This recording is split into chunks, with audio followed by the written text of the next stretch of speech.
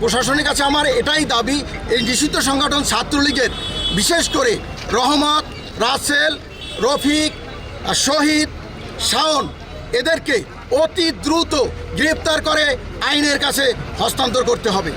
সেই হামলার সাথে যারা জড়িত আমরা আজকের মানববন্ধন তাদেরকে অতি দ্রুত সময়ের মধ্যেই গ্রেপ্তার করে তাদের দৃষ্টান্তমূলক শাস্তির দাবি জানাচ্ছি। শিয়ালকাঠি ইউনিয়ন ছাত্র দলের সিনিয়র যুগ্ম সাধারণ সম্পাদক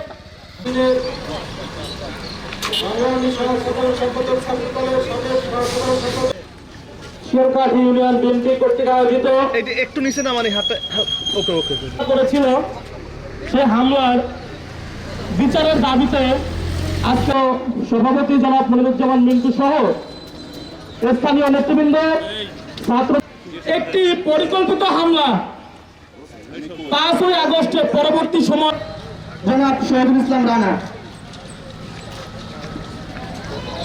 শেষ হামলার প্রতিবাদে আজকে শিয়ালকাঠি ইউনিয়ন বিএনপি ও অঙ্গ সহযোগী সংগঠন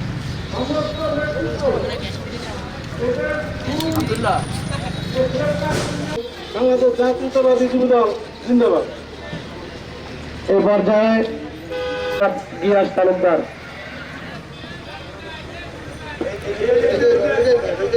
থাকবেন শিয়ালকাঠি ইউনিয়ন যুবদলের সিনিয়র সহসভাপতি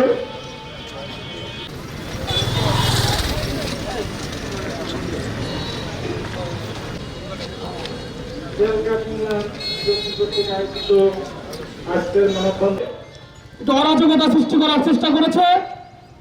এই অরাজকতা সৃষ্টির পরিকল্পিত ঘটনা এই শিয়ালকাঠি ইউনিয়নের যে ঢাকা মহানগর উত্তরের হামলার একটি সুষ্ঠু তদন্তের মাধ্যমে সুষ্ঠু বিচারের দাবি জানিয়ে